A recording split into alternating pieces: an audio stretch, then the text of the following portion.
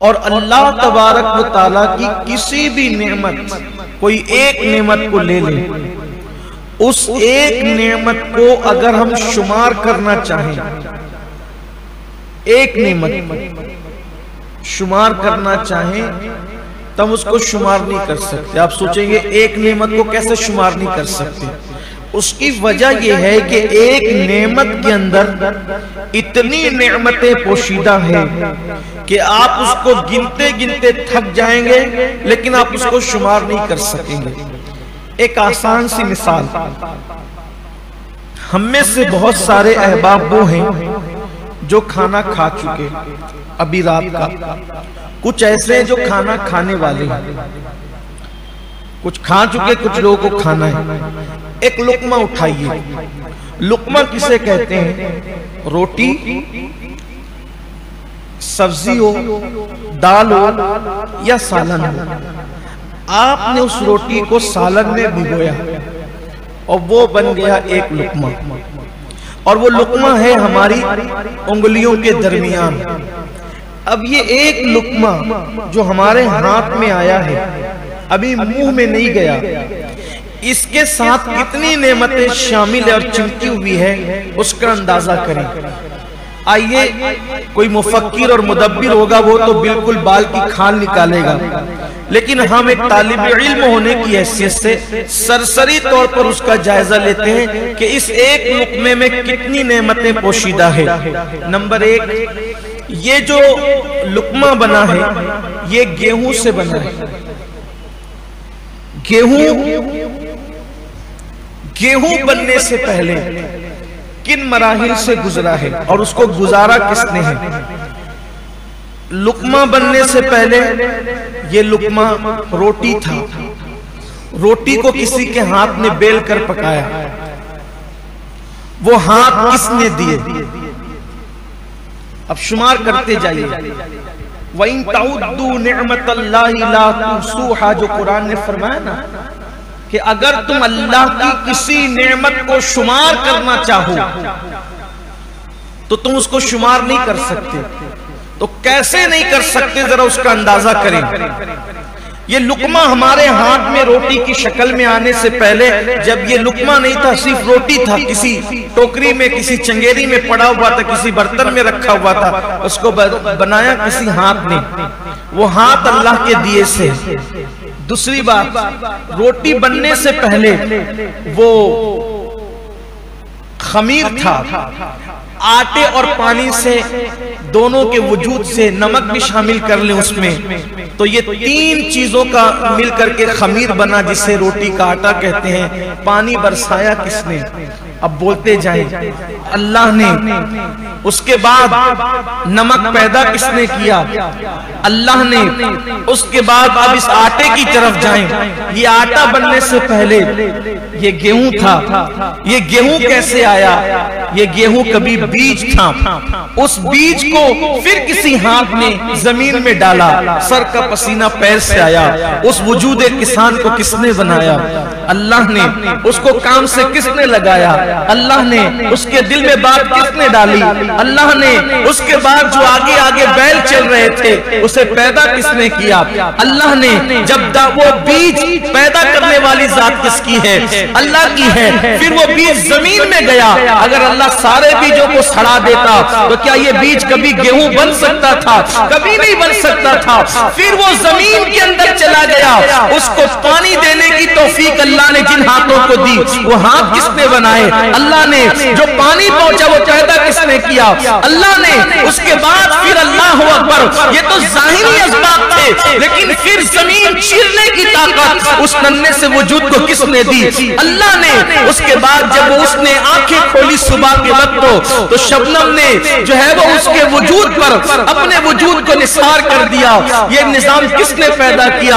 अल्लाह ने। उसके बाद शबनम के उन शबनमी कतरे जो रात के वक्त शबनम उसके वजूद को नम करती रही, तो गोया कि अपनी किरणों के तौलिए से उसका चेहरा किसने साफ किया और उन किरणों को किसने पैदा किया?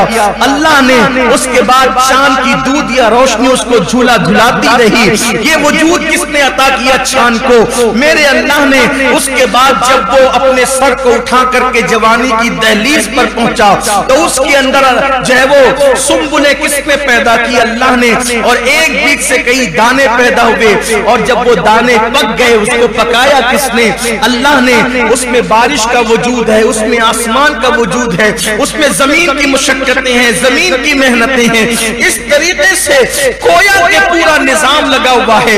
कभी शबनम खिदमत कर रही है, कभी सूरज खिदमत कर रहा है, कभी चांद खिदमत कर रहा है, कभी सितारे खिदमत कर रहे हैं, कभी आसमान खिदमत कर रहा है, कभी जमीन खिदमत कर रही है। तब कहीं जाकर के गेहूं पैदा होता है और उसके बाद जब गेहूं पैदा हुआ अगर उसको घुन खा लेते तो बताओ हमारे पास आ सकता था? नहीं आ सकता था।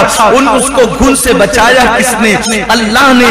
उसके बाद मार्केट में लाने वाले हाथ अल्लाह ने पैदा किए। उसके बाद मार्केट में लाया गया तो जेब में खरीदने के लिए पैसे दिए किसने? अल्लाह ने। और उसके बाद जब खरीद करके लाए तो अल्लाह अकबर, फिर उसको पिसाया गया और उसके बाद गोया के एक लुकमा हमारे हाथ में बनकर आया और कितनी नेमतें उसके पीछे पोशीदा हैं। इसीलिए बंदा अब लुकमा लेकर के बैठा है। अगर मेरा अल्लाह उस हाथ को ही जो है वो नाकाम कर दे तो क्या वो हाथ मुंह तक के पहुंच सकता है? नहीं पहुंच सकता। चले पहुंच गया, चबाने की ताकत छीन ले तो क्या वो पेट तक पहुंच सकता है? नहीं पहुंच सकता। हाथ को ताकत दी, मुंह तक पहुंचाए, मुंह में दांत पैदा किए ताकि वो चबाए, जबान के अंदर ताकत पैदा की वो लज्जत महसूस करे और उसके बाद चबा चबा कर जब हलक के नीचे गुजार दे और जब हलक के नीचे लुकमा चला जाए, इंसान का इख्तियार खत्म हो जाए। अगर वो खाना अल्लाह हजम न होने दे तो बताओ पेट में कितनी तकलीफ होगी, कितनी मुशक्कतें होगी। लेकिन अल्लाह ने ऐसे लुआब पैदा किए जिससे वो खाना हजम होता है। अल्लाह अकबर। फिर पेट में जाता है, पेट में जाने के बाद आंतों में जाकर के कभी वो काम का होता है, कभी नाकाम होता है। काम की चीज पेट में रह जाती है और जो नाकाम होती है नाकाम की नहीं होती, फजले की शक्ल में उसको बाहर कर दिया जाता है। बोलिए ये एक लुकमा है, लेकिन अल्लाह का निजाम कुदरत कैसे काम कर रहा है। कभी हमने गौर किया? अल्लाह की नेमतें ये है। ये तो एक लुकमे की बात है, एक लुकमे की बात हुई। अब बताएं, कपड़े हैं, जिस्म है, बाल है, खाल है, नाक है, जबान है, आंख है, पैर है, माँ बाप है, बीवी है, बच्चे हैं, जमीन है, कारोबार है, जायदाद है, माल है, दौलत है, कुव्वत है, जो वो इज्जत है, वकार है, इल्म है, तकवा है, परहेजगारी है, इबादत की तौफीक है। सारी नेमतें हैं और इससे बढ़कर दामने मुस्तफा हाथ में। फबिअय्यि आलाइ रब्बिकुमा तुकज़्ज़िबान। ऐ जिन्न व इंस, तुम अल्लाह की किस किस नेमत को झुटलाओगे, किस किस नेमत का इनकार करोगे? जब अल्लाह के रसूल अलैहिस्सलाम सूरह रहमान की तिलावत कर रहे थे और सहाबा खामोशी से सुन रहे थे। जब हुजूर अलैहिस्सलाम ने तिलावत मुकम्मल की, आका ने फरमाया, कैसे हो तुम लोग?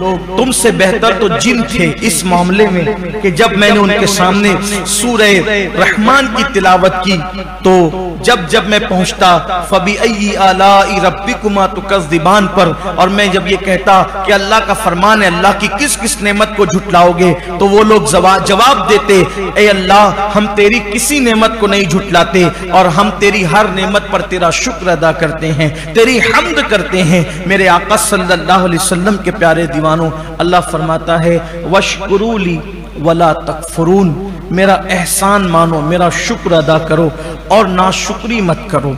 इसलिए कि ये तकफुरून जो है, हालांकि इसका लुग़वी माना होगा कि शुक्र करो और कुफ्र न करो। यहाँ पर हमारे मुफस्सिरीन ने इसको ये बताया, चूंकि शुक्र के मुकाबले में कुफ्र आया है तो यहाँ कुफ्र जो है वो नाशुक्री के माना में आया है। यहाँ कुफ्र उस माना में नहीं आया जिसको हम उर्फ आम में किसी को काफिर कहते हैं। तो यहाँ अल्लाह फरमाता है मेरा शुक्र बजा लाओ, मेरा एहसान मानो और नाशुक्री मत करो। तो अल्लाह तबारक व तआला का शुक्र अदा किया जाए। और याद रखें, अल्लाह की नेमतों पर इंसान जितना शुक्र अदा करता है, अल्लाह उसको नेमतें उतनी ज्यादा अता करता है। अल्लाह ताला कुरान मुकद्दस में फरमाता है, अल्लाह ताला कुरान मुकद्दस में फरमाता है लइन शकरतुम लाज़ीदन्नकुम, कि अगर तुम मेरा एहसान मानोगे, मेरा शुक्र अदा करोगे, तो मैं तुम्हें नेमतें और ज्यादा अता करूंगा। यानी अगर इंसान चाहता है कि अल्लाह ने उसको इज्जत दी, मजीद उसको इज्जत मिले, तो वो उस पर शुक्र अदा करे। अल्लाह ने उसको दौलत दी, वो मजीद उसको दौलत मिले, वो शुक्र अदा करे। अल्लाह ने उसको ईमान दिया, ईमान को और मजबूती मिले, वो शुक्र अदा करे। अल्लाह ने उसको इस्लाम की दौलत दी, अगर वो चाहता है कि ये नेमत जाय ना हो, उसको चाहिए कि वो अल्लाह का शुक्र अदा करे। अल्लाह का शुक्र अदा करना अल्लाह को बहुत पसंद है, क्योंकि हदीस पाक में आया है सब्र निस्फ ईमान है, शुक्र निस्फ ईमान है, और यकीन पूरा पूरा ईमान है, मुकम्मल ईमान है। हदीस पाक में आया है नेमतें भागने के मामले में, जाने के मामले में, शरीर ऊंट से भी ज्यादा तेज रफ्तार है। यानी एक ऊंट जो शरीर होता है, चूंकि हमारे यहां पर ऊंट आमतौर पे पाए नहीं जाते, लेकिन अरब में ऊंट की कसरत थी, ऊंटों की। आपको ऊंट के शरीर होने का अंदाजा इस बात से लगाना चाहिए कि हम कुर्बानी के मौके पे जो जानवर खरीद के लाते हैं, तो अगर कोई शरीर जानवर हम ले आते हैं तो पूरे मोहल्ले को वो कैसे सर पे उठा लेता है। तो ये जो बैल और बछड़े वगैरह जो हैं, ये कभी कभी बहक कर जितने शरीर होते हैं उससे कहीं ज्यादा अगर कोई ऊंट शरीर हो जाए तो वो रस्सी तोड़ के भाग जाता है, लोगों के सरों पे हमला करता है, बड़ा नुकसान पहुंचाता है वो। तो आकाए करीम सल्लल्लाहु अलैहि वसल्लम के फरमान का मफहूम है कि नेमतें भागने के और जाने के मामले में शरीर ऊंट से ज्यादा तेज रफ्तार है। शरीर ऊंट रस्सी तोड़ के भागा, कितने भी लोग उसके पीछे दौड़े, जल्दी से वो हाथ में नहीं आ सकता। तो ऐसे ही बिला तमसील अल्लाह ने जो तुम्हें नेमतें दी है, तो वो नेमतें भी तुम्हारे पास से ऐसी भागती है, बल्कि उससे तेज। शरीर ऊंट जितना तेज भागता है आपके पास से रस्सी तोड़कर, नेमतें उतनी तेज, उससे ज्यादा तेज भागती है।